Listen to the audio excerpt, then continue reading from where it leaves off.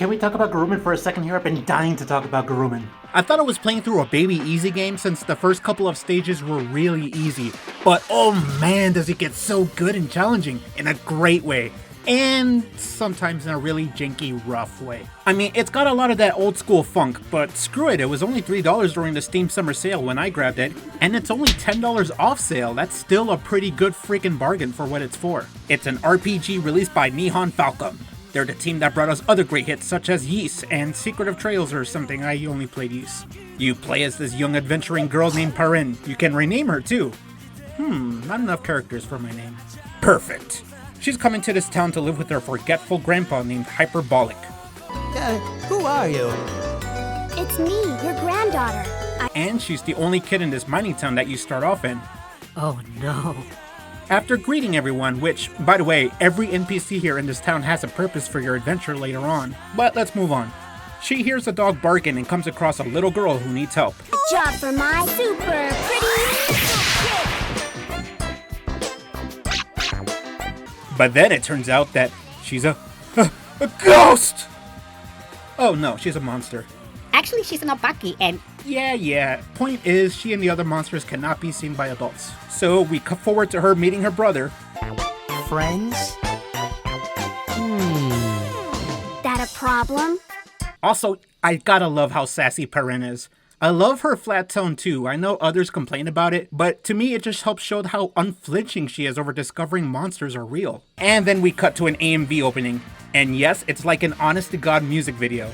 And it acts as both a montage and a time skip of Parin encountering and befriending the other monsters, while also giving us a sample of what's to come. After all that, the game introduces you to the best character in the game, Poco.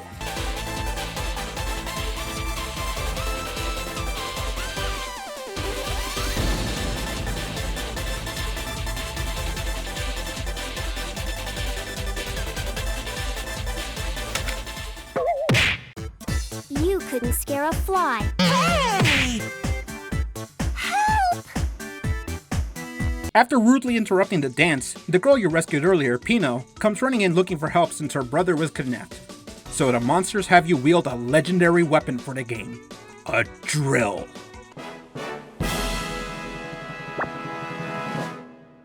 That was easy. And then you run off to actually play the game. The first dungeon acts like a tutorial to show you the ropes. You can charge up your drill to break through cracked walls and clear the way of any obstructions. Almost any piece of decor on the map can be destroyed too. This is for money, be it boulders, trees, or the tiny homes of minuscule mountain people. You can also dodge and get a plentiful amount of iframes to zoom past hazards. Parin can zoom me for a small burst of speed for up to 3 times. As for the combat itself, I love it. The feedback when comboing enemies is so good, and you can do all sorts of dazzling moves and become Death, Destroyer of Worlds. And it's even got a Sonic-esque homing attack system, so enemies can be bounced off and be used as platforms. You can even launch them up too, it's great. There is a bit of rhythm to the game too, but I never really used it. Point is, if you attack in timing with the meter above, then you can deal double damage via crits. And get enough crits and your drill level goes up too, which means you do more damage and your attacks upgrade when you unlock them later on. But get damaged too often and your drill level can actually go down too, so there's a constant risk and reward system going on at all times. But as you play through the stages, the game does give you these spots that you can dig up to get an instant level up for your drill, and you can only level up to 3 times. There's even healing pads spaced throughout the stages too, so the stages never really feel cruel even if they do start to drag on after a bit. And as you play, you can encounter these parks that have elemental parts for you to find.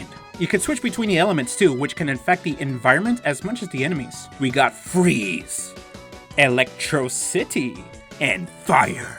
But as much as I want to keep praising the combat, the controls are janky as hell. The platforming struggles to simply exist at times. Pardon? Can you stop breaking physics for a second, pardon? Please? Can you stop? Don't play innocent. Oh, now he's breaking physics. Get down here. Good boy.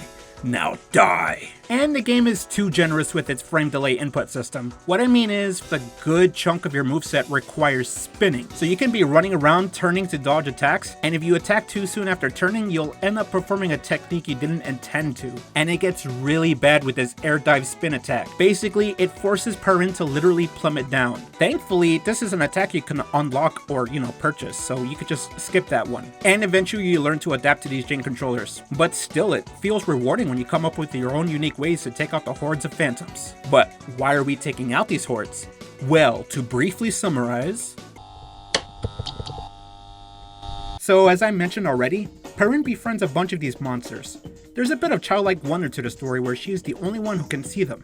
A fact that will later come to harm her, and I'll give more details later on. It isn't too long into the game when you gotta rescue the young monster named Puku, the brother of the little girl. Looks like you're doing okay. Cuckoo, why didn't you just escape? But by rescuing him, you realize it was the diversion for a group of misplaced beings named Phantoms to come and attack Monster Village. So before Perrin can get there, you actually get a bit of exposition with the head honchos where they mention a great plan. What's next, Your Highness? The plan. Perrin runs in and stumbles upon the ruins of Monster Village, the place Perrin likes to go and hang out during her days living with her grandfather. The Prince of the Phantom Army introduces himself as the Prince. Yeah, that's his name. And yeah, I'm not gonna lie, the voice acting is really rough here and there. I am Prince of the Phantoms. So the Prince has kidnapped some of your friends, and you gotta go beat up some ghostly Tushy to break them all out. It won't be easy though. The sorrow from the monsters had encased most of their world with dark mist, which is supposed to be a reflection of their emotional state or something. So you not only have to rescue your friends, but help raise their spirits as well, so you can clear out the map and visit more levels. As a result, the game has you conquering the dungeons, which all house either a piece of furniture or a precious item belonging to your monster friends, which is a good segue to cut into... The levels of Gurumin are easily top-notch. I mean, in terms of theming, you don't really have anything out of the ordinary. You've got dungeon, forests, caves, and mountains, for finally topping it off with a psychedelic mix of sci-fi and ancientism when you reach the Eggplant Caverns, the Phantom Stronghold. But just because the themes aren't original doesn't mean they're bad.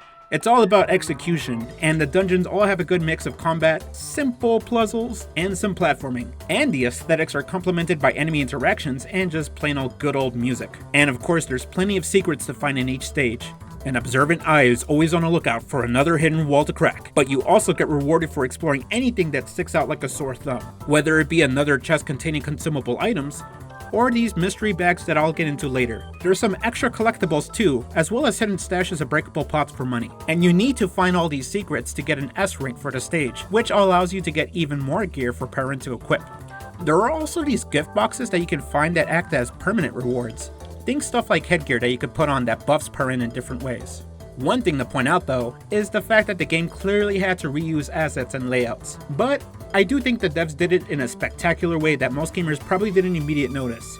I know I didn't, but I'm also dumb, so I don't count. For example, each theme has 2 levels, a boss fight, and then 2 levels that are actually mirrored layouts. So you're going through the same first 2 stages, but in reverse. And despite being mirrored, they definitely went out of their way to not only change up the obstacles, but even the atmosphere. A different background and change of music can really change the ambience of a level. Coupling that with these mirrored levels being much more difficult, but also rewarding the player's curiosity for checking previous secrets in different ways, it just helps them feel fresh. But again, not everything about these levels are positive. What Gurumin lacks the most is proper concise platforming controls. I've already shown you how jank the physics are, and initially I was really hoping that the devs wouldn't complicate the platforming because it's easily the game's weakest element. The first early gripe I had was the camera zooming in too closely to Perrin and making things harder to visualize. But combine the wonky controls with not so excellent camera control and perilous platforming of the later stages, and you got mishap after mishap. God help me out.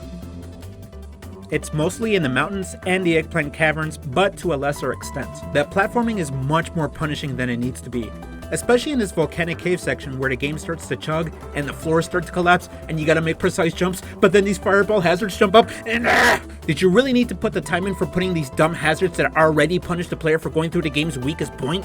Oh, and the mountain levels? They eventually get snowy, so it adds slippery physics to your platforming across jumping small patches of land. And then you combine that with enemy ambushes across narrow walkways, and it's just, oh guys, please. These mountain levels are simultaneously my favorite and most hated, because when it's at its peak, it feels so good being out in the open air in large areas where you can fight mobs of enemies and just enjoy the Kirby-esque music. But then you get these segments that can sour any savvy gamer's mood. Well, at least we got some funny character interactions. Every time you start a new stage, you encounter this unique monster named Motoro. He's a big cat monster and comes off as a bit creepy since he's been spying on Perrin.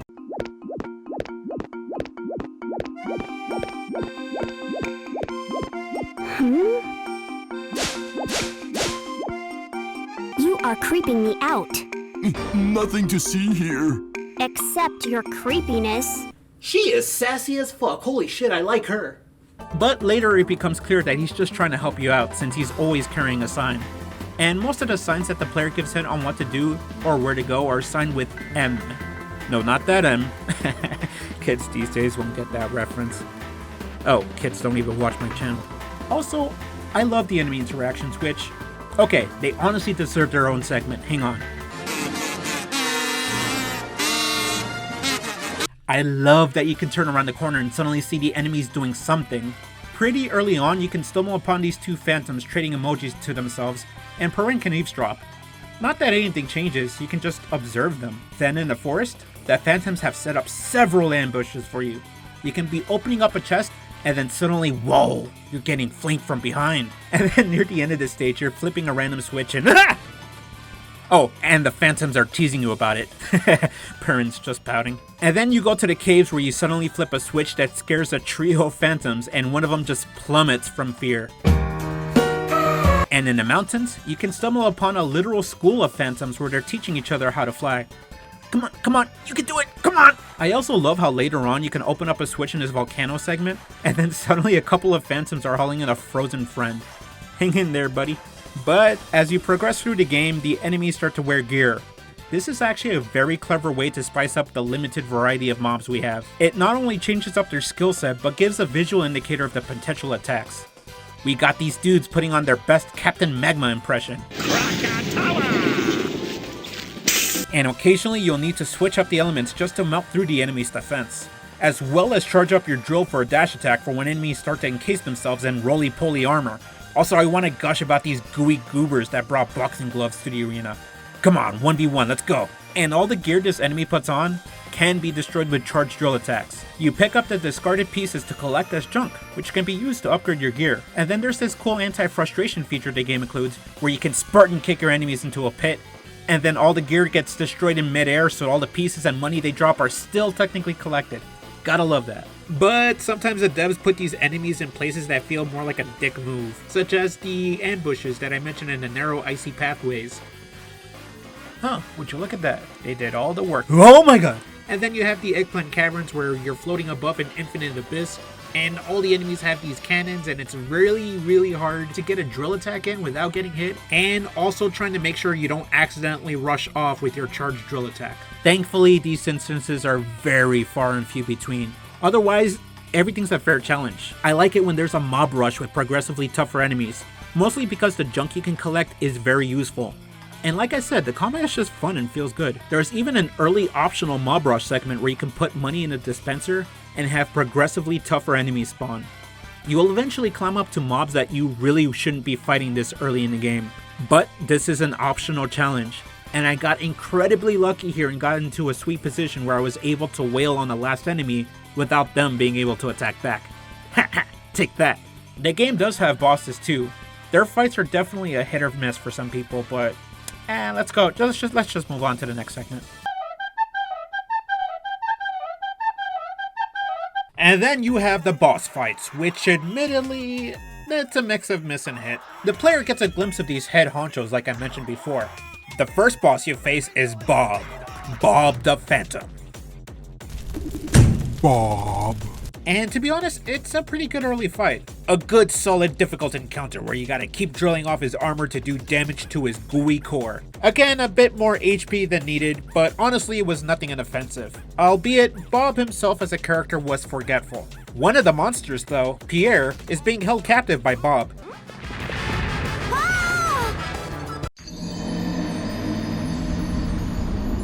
And he's one of my favorite characters.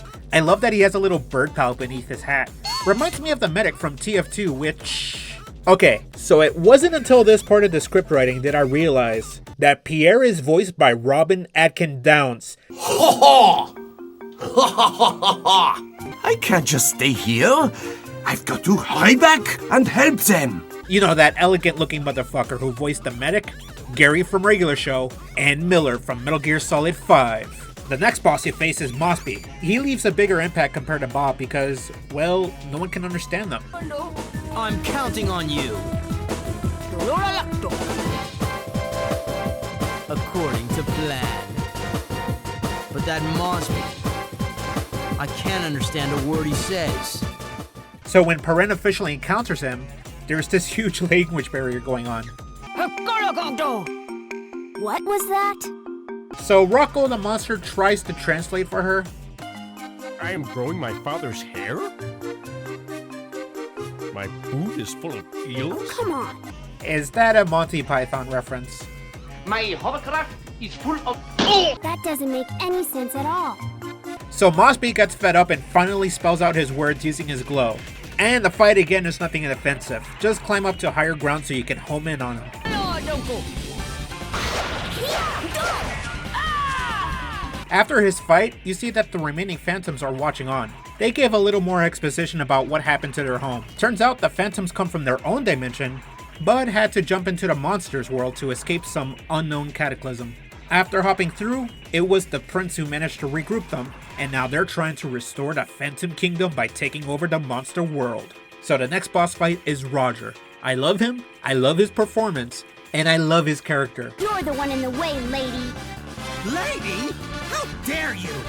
My mother, she's a lady. One day, you'll understand. I also love the little love triangle thing they got going on with the prince. I'd do anything for you, your highness. Hey, get your dirty flippers off my princey! That being said, screw his boss fight. I hate the water physics in this game, and the fight is mostly in the water. There's very little platforming to actually do damage from. And honestly, you could cheese the fight with the shock parts by literally electrifying the water, but doing damage that way takes too long. So I ended up abusing the homing attack just to get the fight done faster. As for Cream the Phantom, she's a bit of a unique case in that the build up to her fight is actually well done compared to the other bosses that just randomly show up. For quick context, as you progress further in the game, you can get some off-camera glimpses of her trying to sabotage your efforts. Meanwhile, when you go back to town, Pamela stops you and mentions that everybody has seen her stealing shortcake, and because of her constant thievery, the prices for shortcake goes up for everybody. Some monsters you rescue are even lied to by this doppelganger, making them do strange things in public. Chucky? You okay there, Chucky? So when you finally come face to face with this doppelganger, you look forward to this encounter, especially because it's an opportunity to clear your name as well. And Cream's fight is extra tough. Pretty much, you can't hurt Cream while she's disguised as you. You have to wait for her to unleash an elemental attack, but you have a very short window of time to duck some hits on her. And as her health drops, she conjures up even more doppelgangers, and my god, the chaos on the screen gets intense. You don't only have to keep moving, but dodge through and abuse the iframes from your attacks to try to land some hits on Cream. It sounds difficult, but it's not as bad as I make it out, since it's probably the game's way to train you up to take advantage of your better attacks against much tougher boss fights that are coming up over the horizon. Also, one more thing about the bosses, they don't actually die. Scattered across the games are these small little pit stops that are more perks than anything. After you defeat the bosses, you can visit these parks and see them just hanging out. You can even talk to them too for a little more background lore or a small joke. But yeah, the boss fights can get tougher on harder difficulties, but thankfully there are a good amount of items and equipment you can wear to make the boss fights much more tolerable, which is my lame segue to get into Okay, so I keep mentioning the items, but what do they do? Well, there are a frequent amount of chests and stages that typically house consumables. You get baked goods like cookies, chocolate, and shortcake, Perrin's favorite dessert. There are also items for your drill too, like oils that raise your drill level to do more damage, or a protective oil so that you don't level down upon getting hurt. But the best items are the gear. They come in the form of headwear for the first playthrough. You get a pair of goggles that can protect you from water damage, which for some reason damages you.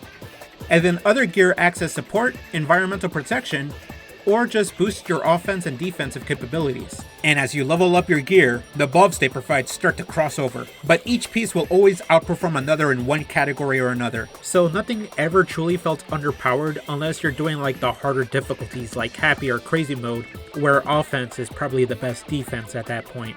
But the point is, there's most likely going to be one gear that each player prefers over the other. The cat ears were my main choice because it highlights jars and chests on the map, and with enough upgrades it reduces damage and increases damage output as well. Look at Perrin wearing them. She's daydreaming about the more efficient onslaught she's about to perform on the phantoms.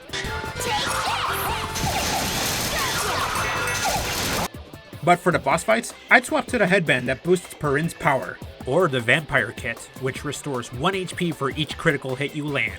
And when I got damaged too much in a particular stage, I'd put on the headdress and let it passively restore my drill energy. And then you've got the ribbon, which is honestly a must for the later stages, because it completely nullifies the damage you receive from traps and hazards. Look, I could just stand in this ectoplasm and it's no big deal. And then you've got super secret gear that are unlocked by following vague hints. For example, at the park pit stop in the mountains, there's a juggle gym where Perrin wonders if she can be a princess if she makes it to the top. And lo and behold, if you fight the jank physics long enough to reach to the top, it spawns a gift box that contains a crown which gives discounts at the shops. It's honestly a good problem to have when your player struggles to decide which gear to put on next. But you could also swap out your gear in the main menu. And then you have these mystery bags. These are items you collect in each dungeon. There's a finite amount of them, and you can bring them to Pamela in town to open up what's inside. The loot you get is fixed, but delivered in a random order. So if you're lucky, you can get something ultra powerful like the magic hood, which multiplies elemental damage. Or like I said previously, the headband that I love because I'm a brawler gamer, baby. Until you reach crazy mode. And then there are additional pieces of quest items you can get too, like the joke glasses that I mentioned earlier. Or the sombrero I pulled out. Yo get it, Gurumin. There was even something extra that was pulled out. A diamond, which is used for... Let's go, in and out, 20 minutes adventure. So, outside of just bringing your monster's friend's furniture, you can also have specific little quests for each character. There are these extra headgears that you can find, like the sombrero or joke glasses, that aren't meant for Perrin, but the monsters themselves. These headgears create quests that are honestly just a little comedic scene, but it's a nice little break between all the dungeon diving. I love giving Rocco the rock monster this pharaoh hat. He becomes possessed by an evil pharaoh. But to fix him up, you just charge up your trusty drill and drill it off. And then you get rewarded with these little pictures, another cute collectible throughout the game. These small quests I mentioned only reward these pictures too, so you can just do it once and not worry about them through subsequent playthroughs. Quests like burning off the afro you gave to Poco, hot, or the joke glasses that go to Chucky, a kid monster who wants to grow up and uses these joke glasses to insult Perrin directly. Hey man, that was kind of harsh. But there's also the town quests too, like helping Disc the merchant put up those flyers for his shop, or unlocking a maid outfit and then speaking to Fan who thinks you've come to work off the debt that Cream accumulated by stealing all that shortcake. Perrin is just a kid, and yet she's already suffering the consequences of stolen identity. Oh man. I love this little segment too because Cylinder, he's a creepy dude who wants to date Perrin. I didn't want to get too much into it, but it's a very creepy joke that did not age well, and I got Cylinder's order wrong on purpose. And then this whole exchange with Poco ordering something and Fans just, huh? What? But the diamond I mentioned earlier unlocks a whole big trade quest that can softlock you from completion, not once, but twice. For example, you're supposed to trade it back to Pamela for a sword, but if you talk to Disc the shopkeep, he'll lie to you and try to buy off the alleged fake diamond. If you agree, then the quest is over, stupid. So I managed to avoid that first trap, but then there's a second trap with this bitter choco cake. And usually items give flavor text, so I wanted to see what the cake says and Perrin just eats it. Chocolate! And in my first playthrough, I thought I was done and got some weird passive buff or something, so I just kept playing. Inevitably I saved, and then later that day I wondered what it did, so I googled it while I was in bed and realized I soft locked myself out of the quest. Stupid. You're supposed to give it to Hyperbolic, your grandfather, in exchange for his lame dinner, which you in turn give to the dog. Look at Perrin, she's trying to pick a fight with the dog. And the dog gives you a gold coin in exchange for the dinner, somehow. And then you give it to Pamela in exchange for yet another picture. And then there's another quest that only triggers if you change your clothes while Poochie the dog happens to be wandering in your room.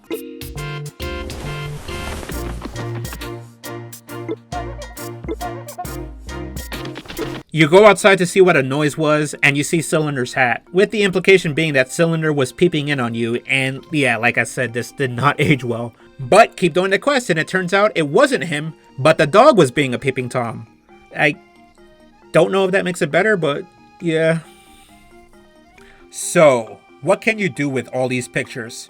Well, you could set them on your desktop on PC. Nice. All in all, these quests are just a detour from the main game. Which, by the way, there's these little mini games you have to participate in. They're usually done as favors for the other monsterly NPCs, like the Digby brothers challenging you to a rock drilling contest, or the mad scientist ghost having you dodge lasers. Hey, no cap, this Farm Animals song was so motivating while doing this minigame. It sounded like Gene from Bob's Burgers had just finished sampling Barn Animals and was dropping the sickest beat you've ever heard all your life.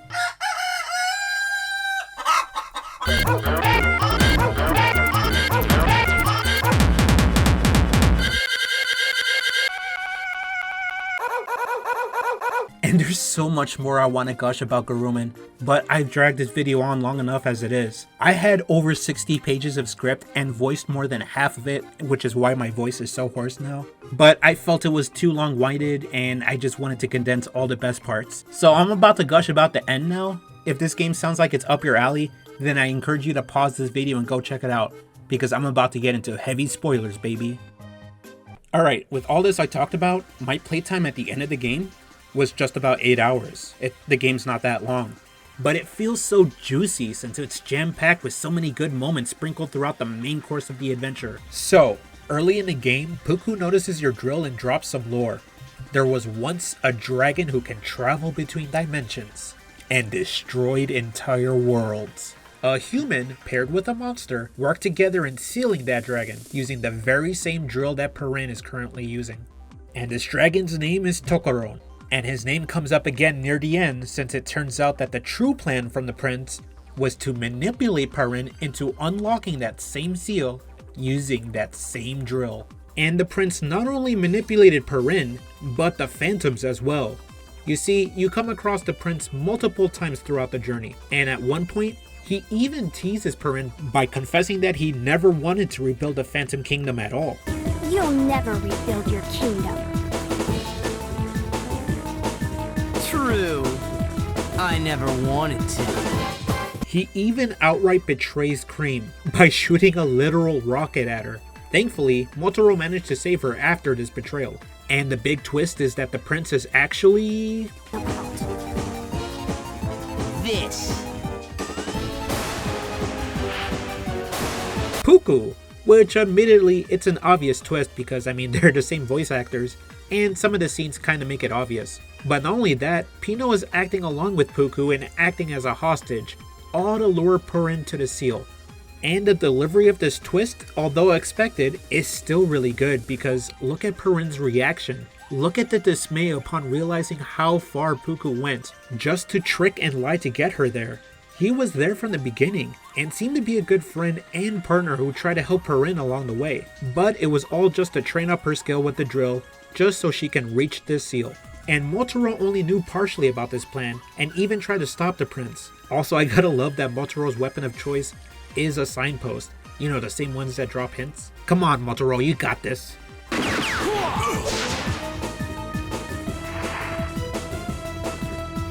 Oh no, he's a cat.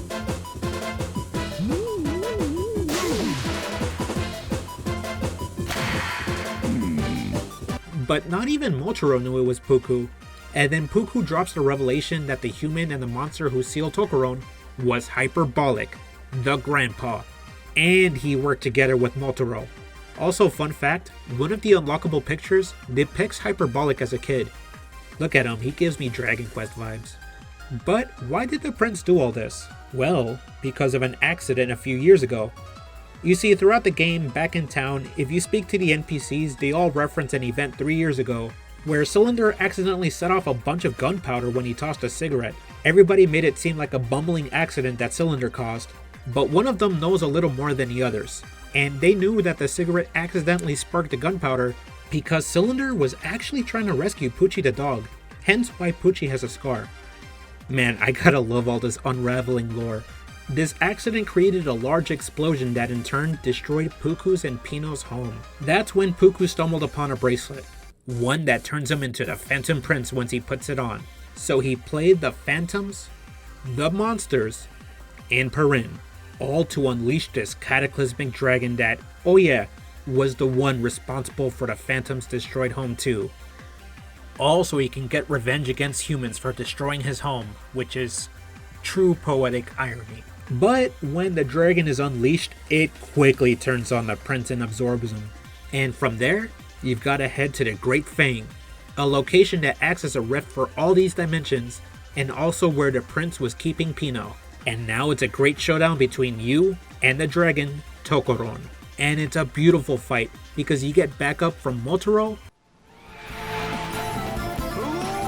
Huh?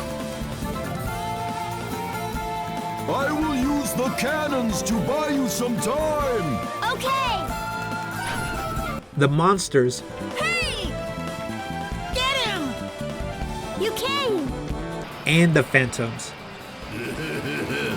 Bullseye! That's for destroying our kingdom! And for eating our prince! Admittedly, the first phase is kind of boring because all you're doing is dodging attacks waiting for the cavalry to arrive. But the music that plays during this?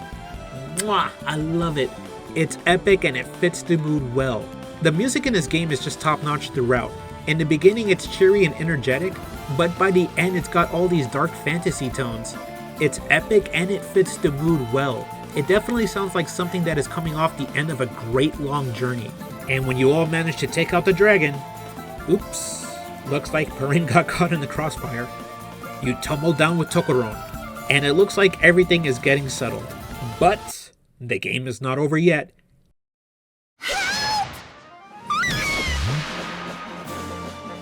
Pino! This won't do. Up to you. Motaro! Everyone! Here I go again. Everyone gets absorbed. And now it's up to Perrin to take out this dragon for good. And it's a fitting final fight. It's so chaotic. You gotta drill dash through Tokoron's armor to chisel away at his rough exterior. But it won't be easy. Tokoron is a fast foe. And all the dazzling light shows makes it a little hard to decipher what's going on screen. However, there are also attacks that are well telegraphed, and Tokoron leaves himself vulnerable multiple times during certain moves, which gives you, the player, a big window of opportunity to deal some damage. So eventually Perrin manages to win and rescue everybody.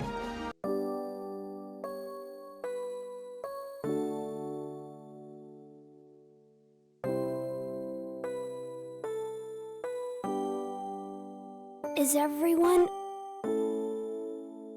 alright? Tokoron himself reverted back to a puppy. Oh, look at him. And he's no longer hostile for now. So now that Puku is saved, he's forced to explain himself, which is the exposition I've already given you. And he tries to get Perrin to finish him off, but of course Perrin forgives him because he's her friend. And that's what friends do, to an extent. And there are a couple of endings. You can beat the game without having to collect all the furniture, but doing so cuts the final cinematic short and you just go back to the overworld. But if you do get all the furniture, then you get access to the real ending. And it's a tearjerker too. Phantoms and monsters are living together in a rebuilt monster village. And during this quality time, we get a message from Motaro who wants to see Perrin one last time. You can actually travel to Motaro's home during the game. He hosts a game of soccer. Oh, sorry, I meant Hawker. And the game is actually kind of fun. The AI are actually well programmed here. Honestly, Square Enix could learn a lesson or two from these guys. But I digress. So Motaro asks about Hyperbolic, and Perrin figures out why he's been avoiding her this whole time. See, Motaro can go see Hyperbolic, but remember, only children can see monsters, so Hyperbolic cannot see him back. And that's when Perrin deduces that Motaro's been avoiding her because Motaro knows that she's gonna grow up too.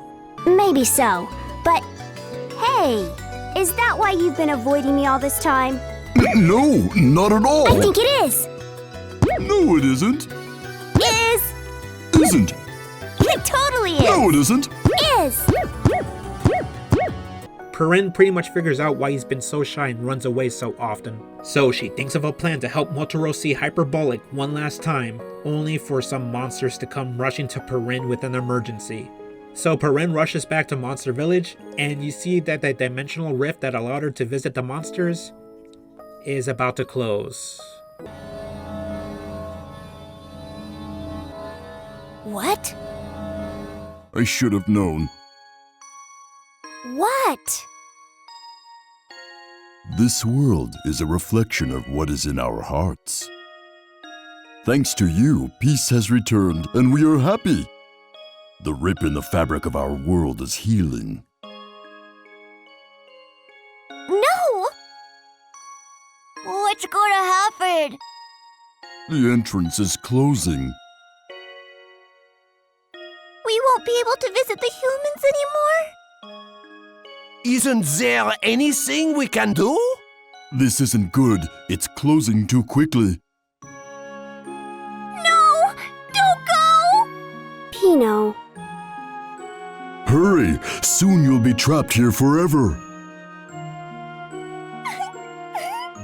I understand. No! Wait! Stay with us!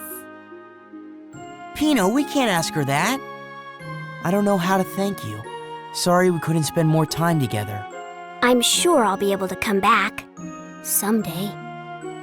And I would like very much to visit you in your world. Grandpa and I will be waiting. Goodbye, everyone!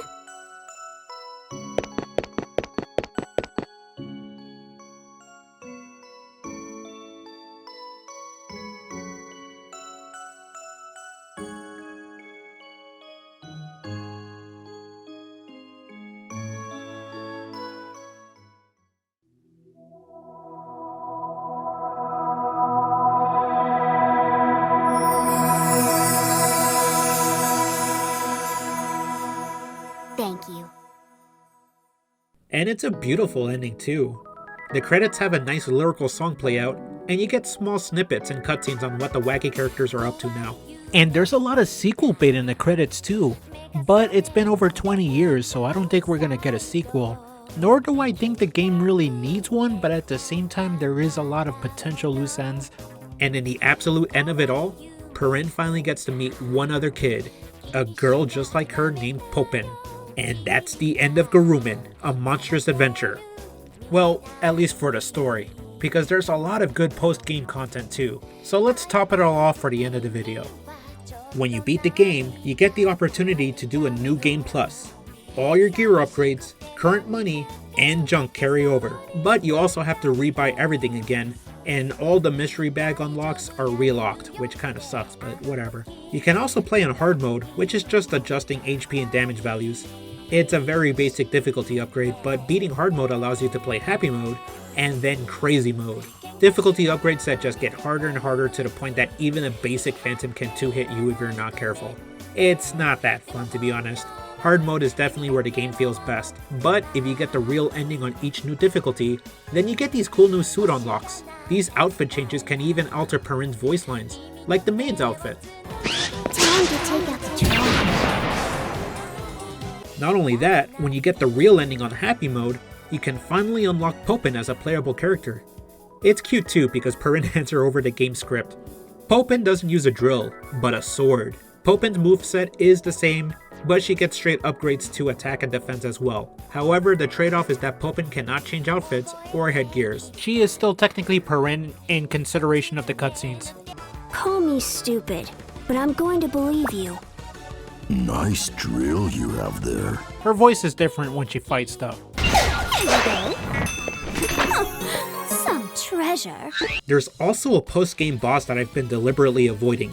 One that's only reachable when you beat every stage before it. When you clear up all the dark mist, you get access to our final fight, Black Bean, a phantom who just hangs out in a battle arena asking if you're ready to fight. Black Bean also seems to be suffering from memory loss, so it's my headcanon that he's the original prince since no one knows where he is. What I like about this game is that there's a lot of open endings for the lore, so it seems like they're setting up for a sequel, but you know, it has been 20 years, so I doubt we're gonna get Gurumin 2 anytime soon. And my god, what a fucking fight it is. He creates these shadow clones that distract you. You can still make out Black Bean since his outline is more solid than the others, and your homing attacks can only target the real one. But with so much chaos happening on the screen, you'll be lucky to get an opening on any of his attacks. Just keep calm and spam your pretty missile kick. Black Bean's attacks are amazing too. Like when they start running in a circle and you see a line of flying phantoms for Perrin to homing attack onto, then you better start climbing up because shit's about to go down. And Black Bean does what I've always wanted to do and goes galactic.